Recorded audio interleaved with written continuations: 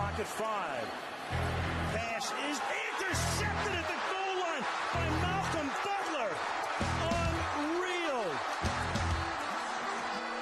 Amazing. Este é o podcast Patriotas, do site 10yardas.com.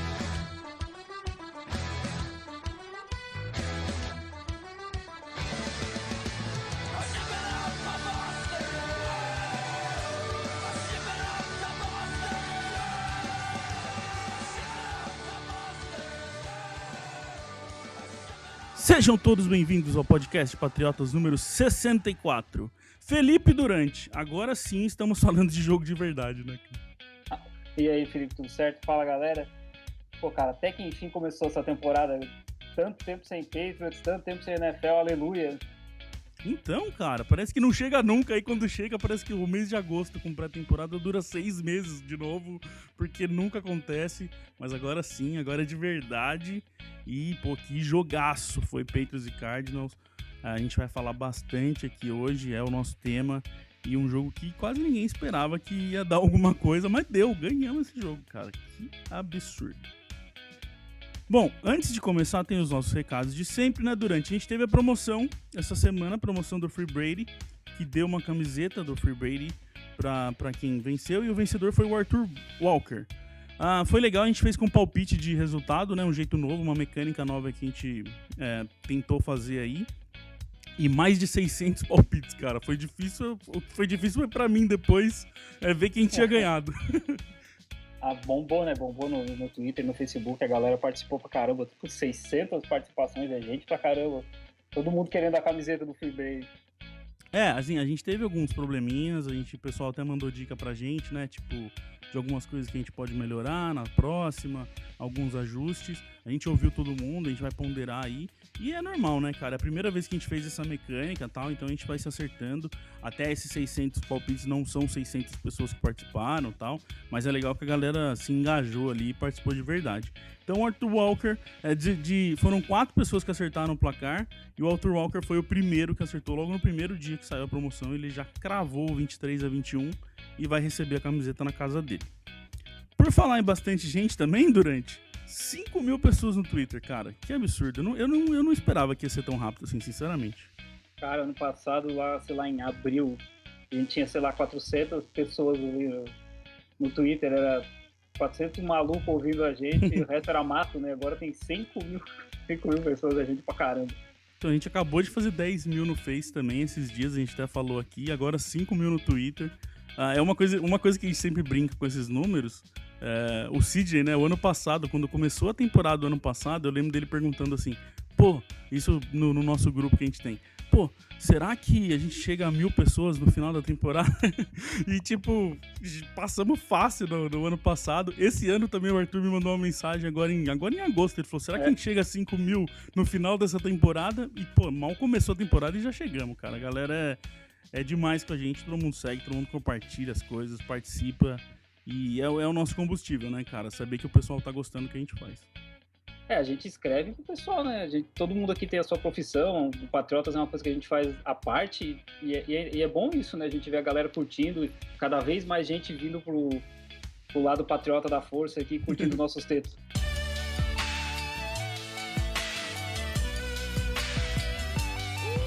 I'm an Irishman, leathered, weathered Irish skin, beard orange as the sunset of the flag, in the night sky we fly it, and pride for the life we fight to live. Bora nessa, Durante. Patriots e Cardinals, um jogo que basicamente todo mundo, eu vi poucas pessoas, pra falar a verdade, poucas pessoas falando que os Patriots iam ganhar esse jogo. Eu era um dos que não acreditava, acho que a maioria da gente aqui no Patriots não acreditava nessa vitória. Depois do que aconteceu ainda, né, Durante, sem um monte de gente na OL, sem Gronkowski, parecia que, tipo, era se segurar pra fazer um jogo melhor possível, não machucar ninguém, voltar pra casa e erguer a cabeça pra semana 2. Mas não, foram lá e arrancaram uma vitória, hein, meu? O bom desse jogo é que a expectativa tava lá embaixo, né? Então qualquer coisa que viesse era lucro. E uma das poucas pessoas que pelo jeito apostou na vitória dos Patriots foi o cara que ganhou a camiseta. O Arthur, é verdade, o Arthur Walker. Ele foi um dos poucos aí que tava apostando nos Patriots. Eu ouvi até o podcast dos caras nos Estados Unidos hoje do Patriots, nem eles acreditavam. Todos eles já estavam na expectativa de, beleza, esse jogo meio que já tá perdido, né? Porque ainda, querendo ou não querendo desmerecer os outros times, mas, puta, era semana 1, Cardinals. O Cardinals tem um puta time, é time aí que vai brigar pra muita coisa esse ano. E lá fora, com o Garoppolo estreando, tinha muito fator pra dar errado, pra não conseguirem acertar esse jogo. Não, e olha a nossa L, né, cara? O Fleming de left tackle, o Tony, que é rookie, o Andrews, que é não draftado, o primeiro ano dele como titular, e é o segundo, basicamente, né, que ano passado ele entrou no lugar do Stork. O Carlos de right guard, que veio no draft. Também. E o Cannon, olha a linha ofensiva. Então, né? Só pela linha já é um desastre absurdo. Já tava torcendo assim, putz, que o Garoppolo não se machuque, cara, pelo amor de Deus. Já entrando nessa questão da OL, então, vamos lá. Eu tenho aqui, o Fleming, acho que foi o melhor OL do jogo, provavelmente. Ele e o Thunen foram dois OLs muito bons. Principalmente o Fleming, porque o Thunen a gente já tá meio que esperando dele, porque ele já vem fazendo uma pré-temporada boa, ele já mostrou que ele tem um valor muito grande. Mas o Fleming era um medo gigante e no fim ele jogou bem pra caramba, né, meu? Até porque o Fleming é right tackle, né? Ele não tem experiência como left tackle. E ele entrou no lugar do Solder contra os Giants, e era um jogo que não valia muita coisa, então meio que não dava pra avaliar o desempenho dele, né? Mas ele foi muito bem, cara, muito bem. Não cedeu nada de sec, nada nesse jogo, ninguém conseguiu vencer. O Chandler Jones não conseguiu vencer o Fleming. Não, até um tempo, acho que até metade do jogo, até o primeiro fumble que deu, pra você ter uma noção, eu tinha esquecido que o Chandler Jones estava no jogo, que ele estava jogando do outro lado, porque ele não aparecia, cara. Não, ele não conseguiu bater o Cannon, ele bateu o Cannon uma vez só, mas não conseguiu bater o Fleming. E a galera desesperada porque o Chandler Jones tinha ido embora. Ele não consegue bater a nossa OL reserva. Pois é. Eles jogaram muito bem. O Fleming, o Thunen, o Andrews e o Cannon foram os OLs que jogaram 100% do jogo. O Thunen, como eu disse, tem uma pergunta aqui, eu já vou pôr, do Oliveira Terceiro no Twitter, que ele tá perguntando pra gente se o Thunen é o melhor jogador que veio no draft nos 2 últimos anos aí. Eu acho... eu quero esperar um pouquinho ainda, até porque a gente tem Trey Flowers, tem Malcolm Brown, que veio no ano passado. Mas, sem dúvida, ele tá em top aí. Vamos dizer, top 3, pelo menos. Cedo, né? Tá cedo. Então vamos deixar uns jogos a mais pra ele. Também Malcolm Brown e Flowers também, como eu falei, eles têm jogos pra mostrarem aí o que eles estão fazendo.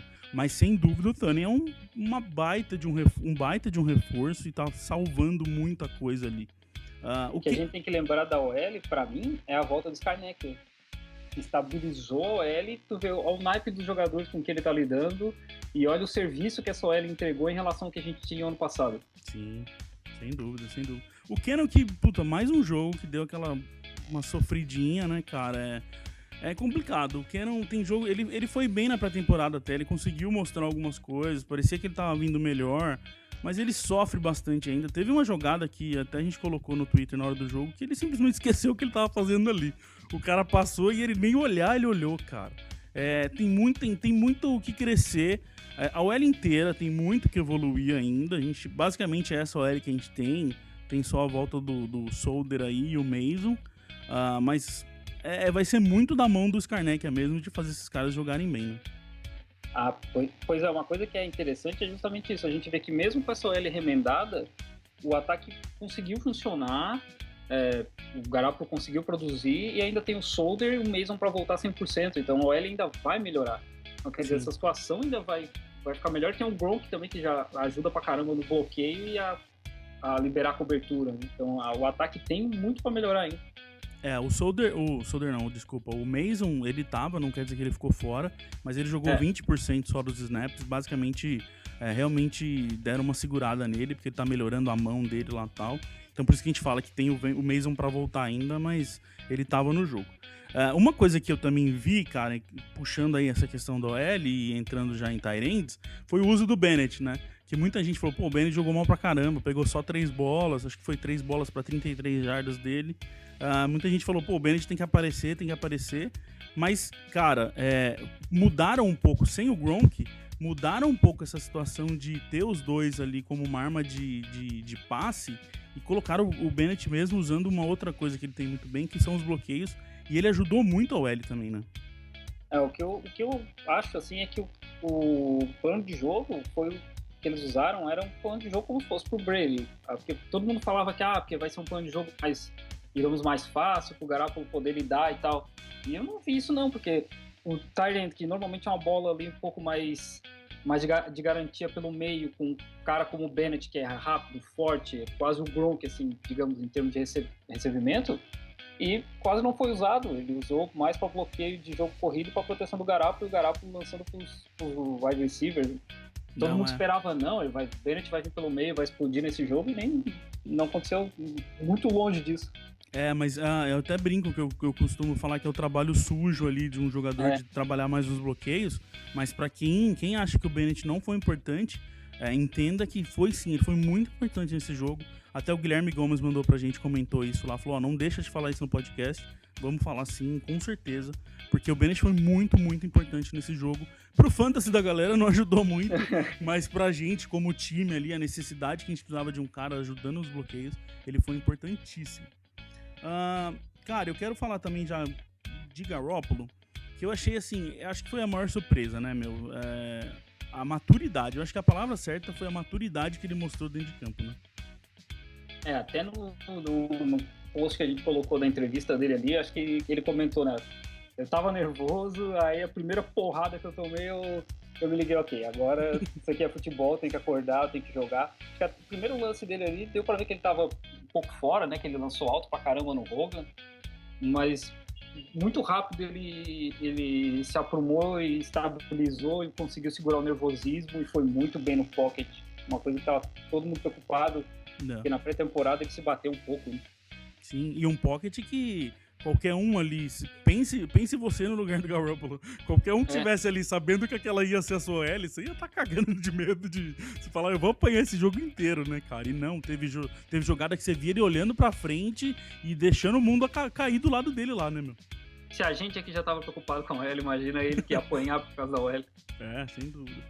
Uma coisa assim, ele foi bem passando curto, passando mais longo, ele leu muito bem a defesa e, principal, como eu falei, ele foi calmo, ele conseguiu não se preocupar com os problemas em volta dele. Até no fumble que ele sofreu, achei que foi muito por causa disso. Ele não estava tanto preocupado, isso mostra o quanto ele não estava preocupado com o que estava acontecendo, porque ele estava olhando para frente, os caras chegam, batem nele e a bola cai. É uma coisinha que ele pode melhorar ali, segurar um pouco mais forte. Não tá tão confiante assim com a OL toda hora, mas foi muito. O fumble mesmo mostrou o quanto ele tava confiante com os OLs dele, né? Ele não tirou o olho do fundo do campo, né? Por isso que ele não conseguiu sentir a pressão do defensor vindo ali pela direita e por trás, mas ele não tirou, ele continuou o tempo todo procurando alguém para lançar a bola, mas ele precisa, como falou, ele precisa melhorar essa segurança da bola justamente para evitar que num próximo jogo aconteça alguma coisa parecida, né? O Belichick vai bater bastante em cima. Seja um pouquinho menos confiante que vai ser, não vai ser tão ruim, não. Pressão, né? O Brady tem muito disso, ele sente, tipo, o sentido do Homem-Aranha, assim, ele sente o cara chegando perto dele para encostar. O Garoppolo tem que desenvolver isso. E assim, foi legal que ele soube correr na hora certa também, conseguiu até fazer um passe pra ele mesmo, eu vi alguém brincando que a Gisele reclamou que o Brady naquele Super Bowl não pode lançar pra ele mesmo, o Garoppolo pode. Eu dei risada demais com isso. Jardas positivas ainda. Então, cara, uma outra coisa que eu quero falar aqui é que ele foi muito bem instruído, e óbvio que eles instruem todo mundo, qualquer quarterback estaria ali, mas ele lembrou de trabalhar isso, e foi muito bem nos matchups. Ele soube identificar ali antes qual o meu jogador que vai, quem tá marcando o meu jogador ali para eu olhar primeiro. Dois casos aí que eu observei que ele foi muito bem nisso, que foi no mesmo jogador, que foi o 26 do Arizona, o cornerback, que eu não lembro o nome dele. Eu acho que é o rookie, né? Se eu não me engano. Acho que é o Williams, né? Se eu não me engano é o cornerback rookie. Ele tava muito de olho nesse cornerback, porque o TD do Hogan foi em cima, o Hogan tava com a marcação desse cornerback, e se você pega a jogada, ele já sai olhando pro Hogan e fica o tempo inteiro olhando pro Hogan e lança no Hogan. E uma bola que ele mandou pro Malcolm Mitchell também, que o Mitchell fez acho que 31 jardas no passe, também foi na marcação desse 26, desse cornerback.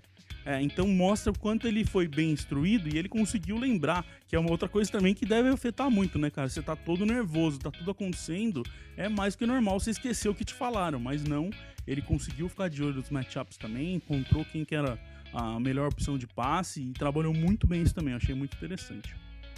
Esse 26, ele jogou só um ano como cornerback, ele era running back no college. E Nossa. certeza que se o Brady tivesse ali, ia ser a mesma coisa. O Brady ia lançar nele a noite inteira. Tanto que quando a defesa dos Cardinals viu que o Garoppolo tava abusando dele ali, eles mudaram de man coverage pra zona, né? Sim. Pra dar uma segurada nisso aí, senão ia ser a noite inteira ele apanhando. Não, e é legal, e é muito igual você falou, o Brady também faria, porque é o estudo que eles fazem, não adianta, eles estudam todos os jogadores ali pra tentar encaixar o melhor matchup, e como eu falei, foi muito bem instruído o Garoppolo pela comissão técnica de trazer essa informação, e ele muito esperto e muito calmo de conseguir lembrar. De receivers, falta aqui, quem falta? A gente fala de receivers e running backs aqui de ataque, vamos lá. Bom, não tem como começar a falar de receivers sem falar do Edelman, né, cara? Que diferença que o Edelman faz em campo e como ele foi um ponto seguro pro Garoppolo no começo do jogo, né? Eu achei isso muito importante, cara. A gente achando que ele tava meio baleado ainda, e o Edelman é um monstro, cara. Eu não sei como é que ele consegue voltar da lesão que ele voltou e tomar pancada atrás de pancada e não tem medo da porrada do tackle. E jogou muito, ele joga pra caramba, cara. É muito legal de ver o cara jogando da forma como ele joga, que ele não fica com medo do cara encostar. Não, ele pega a bola e tenta ganhar jardas, né? Não é pega a bola e se joga no chão e espera alguém encostar nele. Não, e ele fez de tudo, né? Ele recebeu bola, lógico. Teve um first down que ele recebeu, que ele fez depois da recepção, que o cara vem dar o teco, ele gira por cima do cara, não sei nem explicar, porque o meu corpo não me deixa nem pensar como fazer isso. Mas ele correu também nos reverse, ele deu uns blocos, ele fez um bloqueio que a gente colocou no Twitter na hora, que é isso, cara? Que ele arrebentou o defensor do Cardinals pro Blount passar na corrida. Aquela terceira pra 11, né? Ele Isso. O Tunney sai da left guard, vem pro lado direito da linha, empurra um linebacker, se eu não me engano, e o Edelman tá lá na secundária já empurrando alguém pro Blount conseguir passar. Não, absurdo. E o grupo inteiro de receivers foram muito bem, eu achei. O Dola foi um cara que... Foi estranho o jeito que aconteceu. O que aconteceu com o Amendola. Ele começou retornando punch, então parecia que tava tudo bem, porque se você coloca o cara no retorno, você não tá poupando ele com medo de lesão nem nada.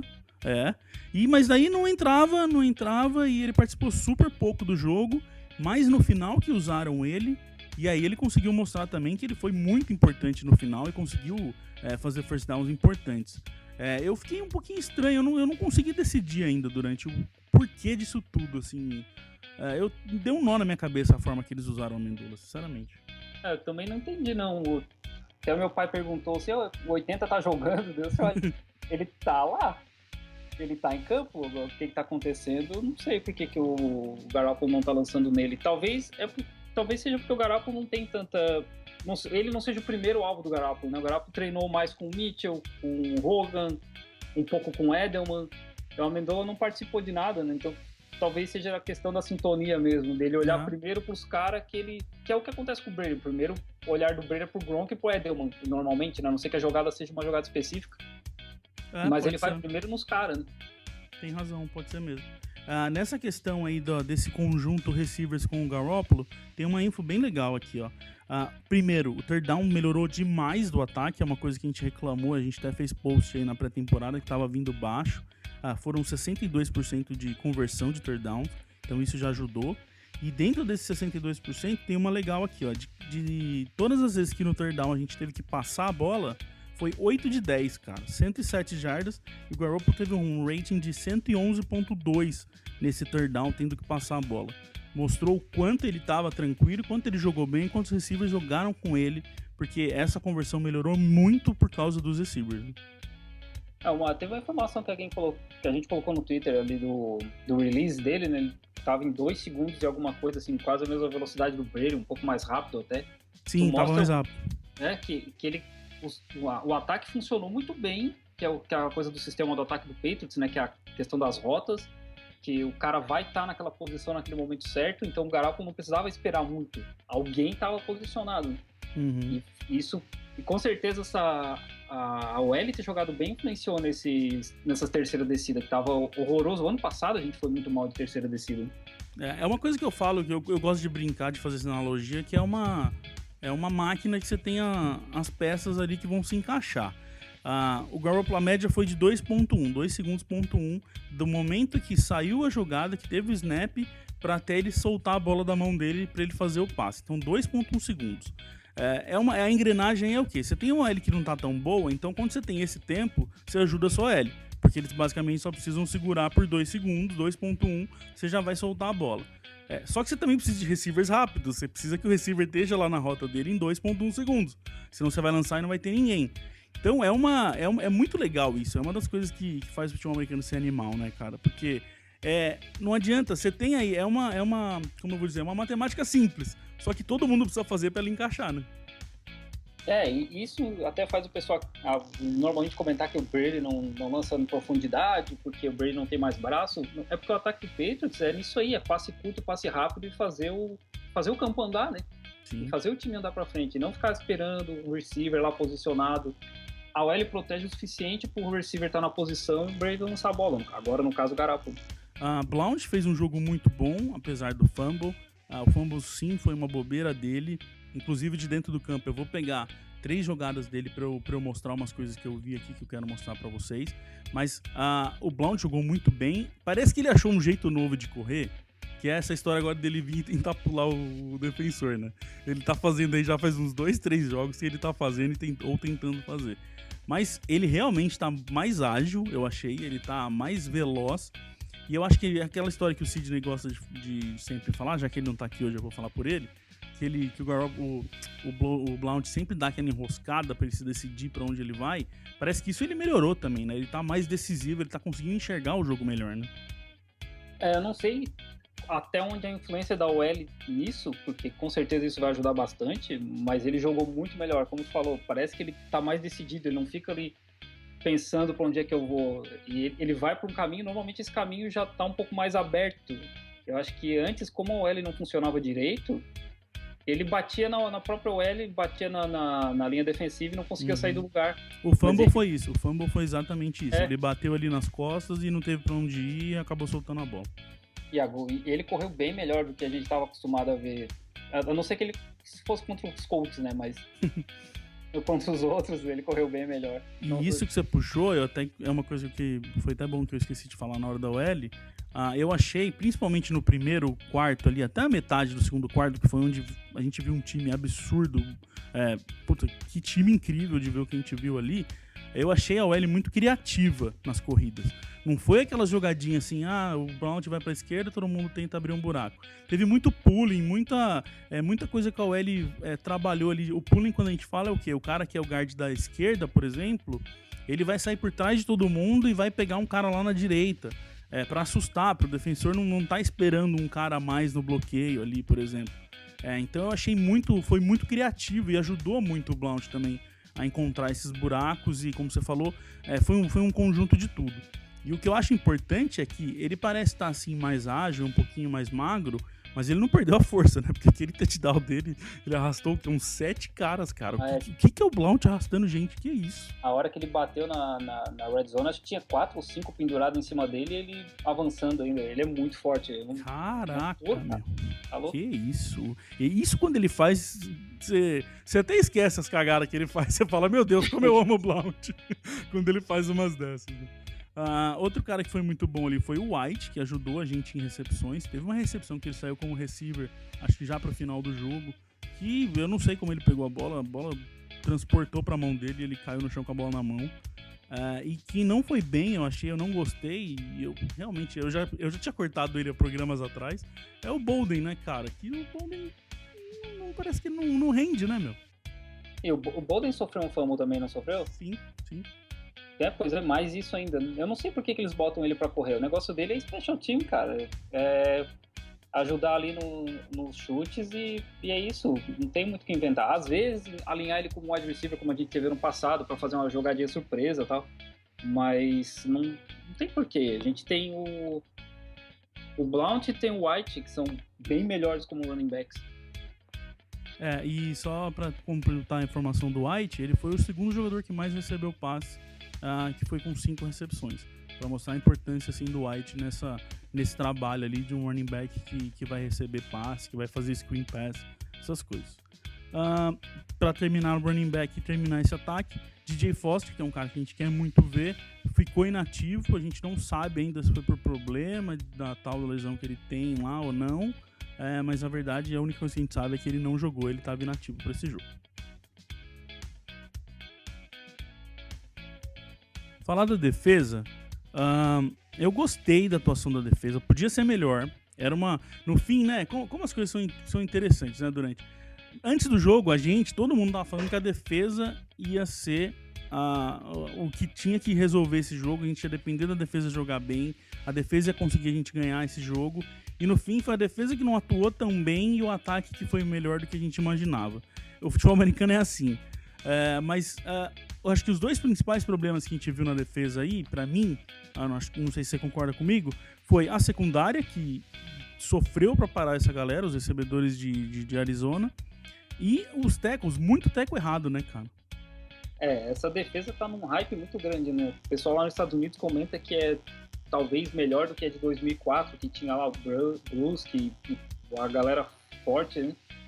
E todo mundo esperava justamente isso, uma dominação da defesa, e a gente não viu essa dominação toda. A defesa jogou bem, mas um bom ok, assim, não foi nada excepcional, não é uma coisa que, nossa, essa defesa é do nível da defesa do Broncos do ano passado, como tem gente comentando nos Estados Unidos. Não chegou tanto, porque a secundária apanhou muito. Não sei se a escolha do Logan Ryan para cobrir o Fitzgerald, que é um wide receiver Hall da Fama, que é um dos melhores wide receivers da NFL, foi uma escolha acertada. O Ryan, acho que ficou muito para trás. Ele não conseguia acompanhar. O Fitzgerald, ele ficou um pouco apagado no começo. Não dá nem pra saber se foi o Ryan ou não, porque a defesa começou muito bem também. Esse começo de jogo do time inteiro, como eu falei, foi muito bom. O problema é que a hora que ele começou a aparecer, realmente não teve graça pro Logan Ryan. O Logan Ryan tomou um baile dele. Só que a hora que a gente olha pra nossa secundária, o Butler também não teve um jogo bom, sofreu várias bolas ali. Não tinha muito também, né? Tipo, vai por quem ali também? O Butler não tá tendo um jogo bom, o Ryan tá sofrendo. No fim, se a gente for puxar aí, for ver a verdade, o Coleman foi o nosso melhor cornerback do jogo. Ele não deu nenhum passe. Só que também tem a ver porque ele pegou o terceiro receiver. Não adianta também falar, põe o Coleman pra marcar o Fitzgerald. Provavelmente também não daria certo. Foi muito assim, não conseguiram. A secundária ali, os safeties jogaram bem, não foram mal, mas os corners não conseguiram, principalmente acho que no último quarto ali, da metade do terceiro pro último quarto, não conseguiram parar. O Fitzgerald dominou o jogo e quase ganhou o jogo sozinho, né? Eu não boto a culpa tanto no Logan Ryan, porque o Fitzgerald é um baita wide receiver. Ele é muito bom. Ele tá num nível muito mais alto, assim. E eu acho que deveria ter colocado o Butler no Fitzgerald e o Ryan no Floyd, porque o Malcolm Floyd bateu o Butler logo no começo do jogo, por umas 10 jardas, muito longe, para fazer uma recepção grande. Eu acho que foi mais a forma como os coaches organizaram a secundária do que tanto pela qualidade dos nossos jogadores. Talvez os matchups favoreceram muito mais o ataque dos Cardinals. Eu acho assim, pelo menos, eles podiam ter tentado alguma coisa. Eu achei que só isso que faltou. Se você começa com o Ryan no Fitzgerald e o Butler no Floyd e não dá certo, e você continua o jogo inteiro assim, não dando certo, aí é um problema. Agora, se não tá dando certo por nenhum lado, vamos tentar trocar. Sei lá, então troca vocês dois aí, cada um pega o do outro e vamos ver se resolve. Se não resolver, pelo menos a gente tentou trocar e não deu, os caras jogaram melhor que a gente. Mas o problema é não tentar, eu acho. Acho que poderiam ter tentado alguma coisinha ali, feito pelo menos um teste pra ver o que dava, né? Sabe onde é que a gente viu isso? No Super Bowl, quando tinha aquele wide receiver lá que eu não me lembro o nome, do Seahawks, aquele mais alto, que nunca tinha feito nenhuma recepção na NFL. Se não me engano, ele tava batendo o Kyle Warrington, assim, muito fácil, e bateu o Logan Ryan. E quem deu a ideia de mudar, na verdade, foi o Brandon Browner. Eles iam colocar o Butler em cima dele. E aí o Browner, que chegou pro Bill Belichick, por coach de cornerback, falou, eu sou alto, me deixa marcar o cara. Né? Vamos equilibrar um pouco as coisas. E o cara sumiu do jogo, o Browner apagou o cara do jogo. Talvez, se o Browner não tivesse feito isso, a gente tivesse perdido o jogo, não sei, mas... É o que eu falei, o errado pelo errado não vai mudar nada, pelo menos vamos tentar trocar e ver se continuar errado a gente tentou, pelo menos. Eu achei só que faltou isso na questão da secundária. Como eu falei, o Coleman foi muito bem, 3 passes na direção dele, nenhum completados, e ele teve 2 desvios absurdos e um crucial que fez a diferença ali no final do jogo. E uma coisa que eu quero puxar aqui também, que eu não quero virar um problema isso, mas tá começando a me dar um probleminha na minha cabeça, é o Cyrus Jones, cara. Não jogou bem, entrou bem pouco, e quando ele entrou não conseguiu parar o que ele tinha que parar ali. Inclusive a única bola que foi nele que ele deixou, que ele não conseguiu parar o receiver, foi nas 18 jardas que colocou o Cardinals pra chutar o último field goal. Se esse povo aí se bobear, cara, o Eric Rowe tava inativo, mas tá aí na história. Eu tô vendo aí que pode acontecer alguma coisa com o Eric Rowe chegando, viu? E agora com essa troca pelo Eric Rowe, que é um jogador diferente, né? Ele é bem mais alto. A gente não sabe como é que eles vão usar o Rowe aí na secundária. Ele deve aparecer agora no próximo jogo. Mas por tudo que o Bill Belichick falou, pelo que o técnico do Alabama falou, se esperava um desempenho muito melhor do Cyrus Jones por enquanto, né? E no fim o Amendola estava retornando no começo do jogo e não... Tá muito esquisito, né? Espero que ele não se torne pelo menos um problema. Como o Jordan Richards, que era uma promessa de segunda rodada também, até agora Nada, não entregou nada, né? Tá só na promessa. Eu acho assim, eu tô querendo acreditar que como tem Butler, tem Logan Ryan, tem outros caras, eu tô querendo acreditar que vai ser o quê? Que eles vão deixar o Cyrus Jones evoluir automaticamente esse ano, sabe? Deixa o cara ir crescendo aos poucos, deixa ele sentindo o jogo, não é agora que a gente realmente precisa dele, deixa ele retornar os chutes dele aí. Eu tô querendo acreditar que seja mais isso também pro jogador se acostumar com a NFL. Mas é um cara a se observar, não adianta. O cara chegou, foi uma primeira escolha que a gente teve no draft e ele tem que entregar, não adianta, senão roda. Senão daqui a pouco a gente já vai estar falando mal dele muito mais do que a gente tá falando agora. Vamos de front seven, Durante. Eu quero destacar aqui, para começar o front seven, 2 caras, os 2 da linha de defesa, que foi o Valentine, que a gente fala muito disso, que o cara que vem da universidade tem que se adaptar à NFL e tal, mas você vê outros casos que o cara não precisa, né? O Valentine tava ali e jogou muito bem, conseguiu sair de bloqueio, conseguiu parar a corrida, fez o sack dele, e que estreia pro menino, hein? O que eu vejo assim do Valentine é só questão de melhorar a técnica, porque ele não cansa, é um cara de 150 quilos e ele tá o tempo todo ali empurrando alguém, ocupando espaço, ele pega a marcação dupla, o que é bom, porque 2 caras da OL tem que cuidar do cara, porque ele é um monstro, é um mamute ali no meio da linha, e ele não para, cara, ele não para, ele vai empurrando. Teve num jogo da pré-temporada que ele jogou um guard, sei lá, umas 10 jardas pra trás, empurrando o cara até encostar no quarterback quase. Ele é um cara que eu acho que vai crescer bastante aí e vai brigar por uma vaga do lado do Brown. Eu acho assim, os 3, é bom que a gente tenha um cara a mais. O Brent jogou bem também, ele não foi mal, ele conseguiu parar algumas corridas muito boas. O Brown também é um cara que tá evoluindo demais nos últimos tempos. Então a gente só ganha com isso, né? Chegando o Valentine brigando aí nessa... Que ele não seja titular, mas ter um cara pra entrar ali e não perder o nível é o que a gente mais quer. O que eu menos queria é, o Valentine tá jogando muito e o Brent não tá jogando nada, então ele vai ser titular. Legal. Só que você não tem, hora que você precisa trocar, você não tem um cara. Então tem dos 3. Ainda mais na linha. Exato, ainda mais no meio da linha ali, que são uma das posições mais difíceis de jogar. Então, ótimo ele tá crescendo ali. E o outro cara que eu falei que são 2 que eu queria começar é o Chris Long, cara. O Chris Long realmente parece que ele se encontrou de novo, jogou bem pra caramba, tava em todas as jogadas que o Chris Long tava, conseguiu o sack dele também, ele destruiu o L do Cardinals. 2 sacks ele conseguiu, se não me engano. Eu acho que foi 1,5, acho que nesse outro aí tava ele, o Valentine, tava uma galera ali chegando. Né? Tava uma galera chegando ali. E um puta jogo do Long, que, cara, a gente precisa muito dele jogar bem, e é legal porque é um cara tão querido aí, todo mundo gosta do Chris Long, e é legal ele tá se encontrando de novo, né? E é um cara que dá pra ver que ele tem vontade de jogar, né? Ele ficou 2 temporadas afastado aí por lesão nos Rams, e dá pra ver que o cara tá com sangue nos olhos mesmo pra jogar, né? E com o Lincoln fora aí 4 jogos, a gente precisa mesmo de um cara que entre ali e produza. Até porque o Sheard também não tá 100%, ainda também tá voltando daquela lesão, né? E a gente vai precisar dessa rotação da DL ali. Até o Flowers foi um que não apareceu muito, talvez porque os outros tenham aparecido mais. Mas é bom isso, ver um cara assim, com 30 anos jogando tão bem assim, com essa vontade, né, pelo time. O time que ele chegou agora na pré-temporada. Dos linebackers, durante um ótimo jogo do Collins de novo, 100% do tempo em campo, mas eu fiquei, pra mim, só faltou ali um pouquinho do Hightower. O Hightower podia ter jogado melhor mesmo, mas eu acho que aquela lesão que ele teve ali, foi no primeiro quarto, no segundo quarto, deu uma segurada. A gente tem que ficar ligado pra ver se isso aí não vai afetar pro jogo da próxima semana. Uhum. Mas de qualquer forma, pelo que o Hightower é para defesa hoje, né, a gente esperava que ele tivesse um desempenho melhor. O Collins é um candidato aí, jogador defensivo do ano.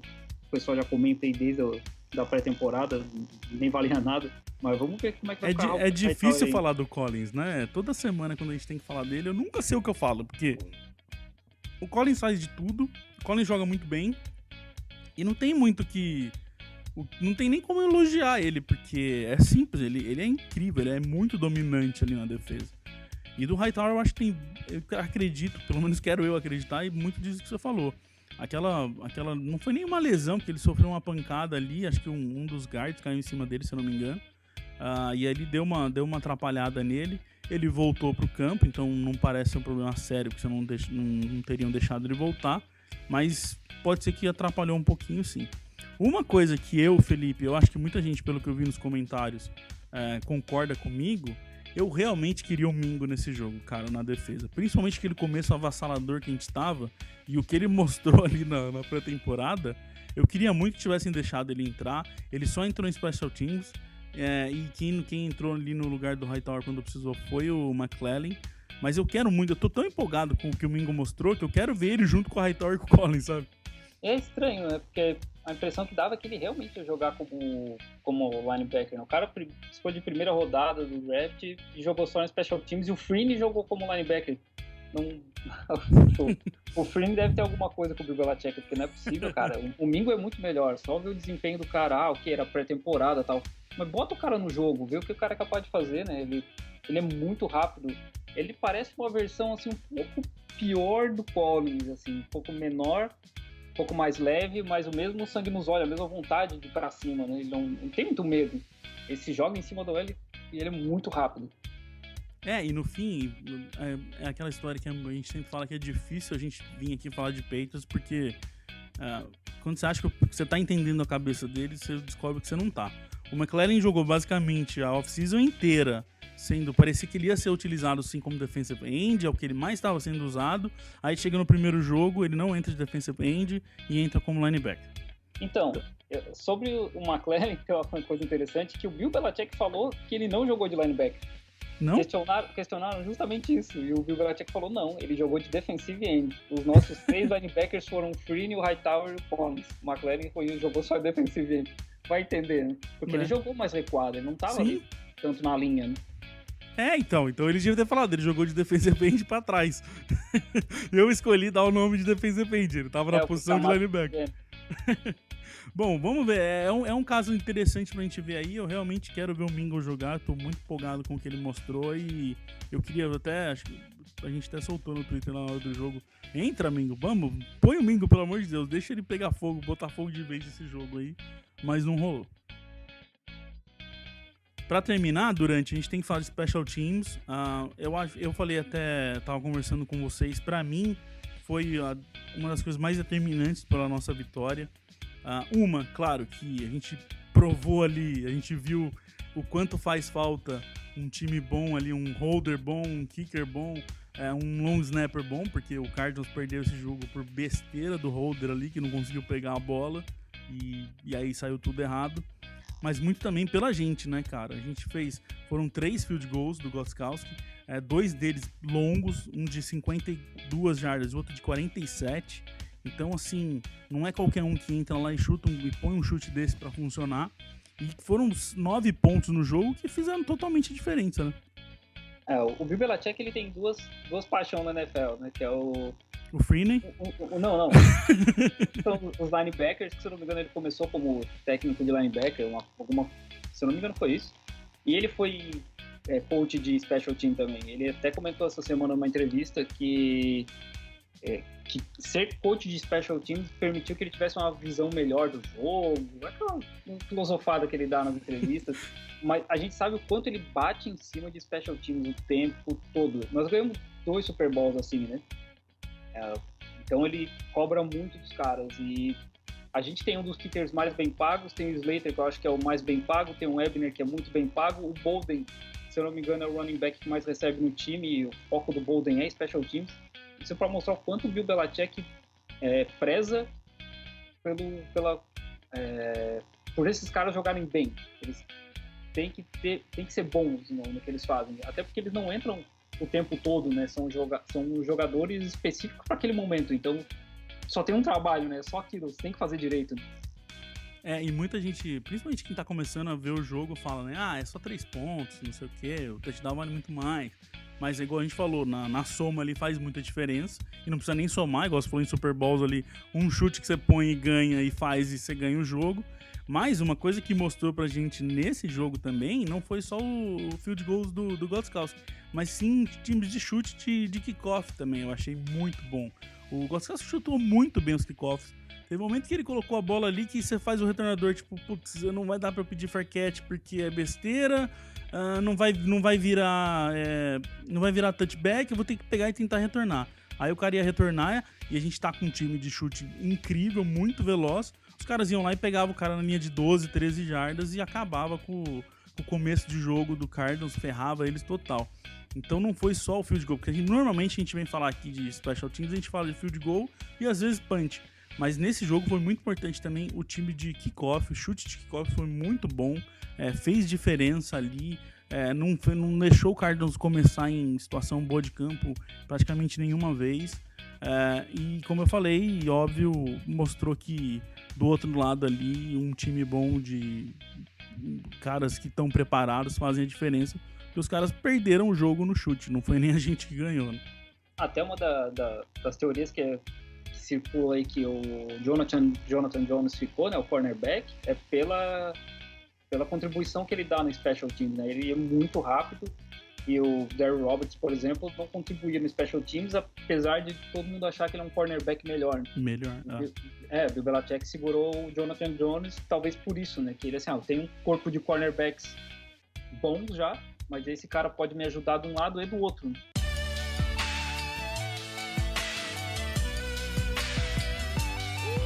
I'm an Irishman, leathered, weathered Irish skin, beard orange as the sunset of the flag. In the night sky we fly it, and pride for the life we fight to live. History I write with it, spit it with it. Bom, então é isso, gente. Domingo já, semana 2, Patriots e Dolphins.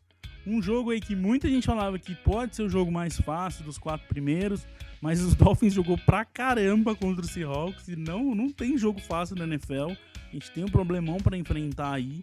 A gente vai falar muito mais disso no site com posts e para lembrar todo mundo, a gente vai vir ao vivo 30 minutos antes, 1h30 da tarde no domingo no nosso Facebook para falar só de Patriots e Dolphins. Então é a hora que a gente vai falar bastante coisa sobre esse jogo. O jogo que não vai estar na TV no Brasil, né, Durante? Infelizmente, nem ESPN, nem Esporte Interativo vai passar. Então, óbvio que a gente vai disponibilizar link pra galera, né? Lembrar o pessoal, assim, que tenha um pouco de esperança, mas esse jogo deve ser bem difícil. A linha defensiva dos Dolphins veio muito forte contra os Seahawks, eles vão vir babando em cima da gente. A nossa hora vai passar bastante trabalho, mas já temos uma esperança com esse desempenho bom do Jimmy Garoppolo nesse jogo. Já dá para ter um pouco mais de esperança, de ok, podemos vencer, né? Não é, esse jogo já tá perdido. E é isso aí, galera, acompanhar, domingo a gente tá aí de novo. E durante a semana acompanhar os posts pelo site, no Facebook, é isso aí. Bom, vamos ficando por aqui. Eu vou pedir desculpa para vocês. Enquanto a gente gravou aqui, a gente percebeu um barulhinho vindo sempre que o Durante fala. A gente não conseguiu resolver esse problema. Pra não ficar sem pôr o programa no ar, pra ele não perder o tempo, ele não deixar de entrar na quarta-feira, a gente vai soltar assim mesmo. Inclusive, um pessoal tá mandando mensagem pra gente, dando algumas dicas de como melhorar o podcast, não ficar tão alto algumas vezes quando entra vírgula, essas coisas. A gente tá pegando todo mundo, a gente tá entendendo todo mundo, tá todo mundo falando. Tem que lembrar que ninguém aqui é profissional, né, Durante? A gente espena aqui pra achar o melhor jeito de gravar, com a melhor qualidade, tudo. Então esse programa provavelmente ficou com barulhinho na voz do Durante, a gente pede desculpa. Mas para não ficar sem soltar o programa, para não ter problema de atrasar aí para vocês, a gente preferiu soltar do mesmo jeito. Durante, obrigado e vamos nessa. Vamos ver o que vai dar Patriots e Dolphins. A gente vai estar aqui semana que vem para falar, certo? Um abraço, Felipe, abraço, galera. E é isso aí, gente. Vamos para mais uma semana de NFL. We love our New England Patriots and the way that they play as a team. And we'll always be true to the red, white, and blue, our New England American dream. When they take to the field, they don't often yield. They'll bend, but they seldom will break. If the first half should sour, well, there's still half an hour. They'll ignore every bruise, every ache, and they'll pull it all out at the end of the bout. If it's close and the game's getting scary, if the offense can't score with a few seconds more, then we call in old Clutch Vinatieri.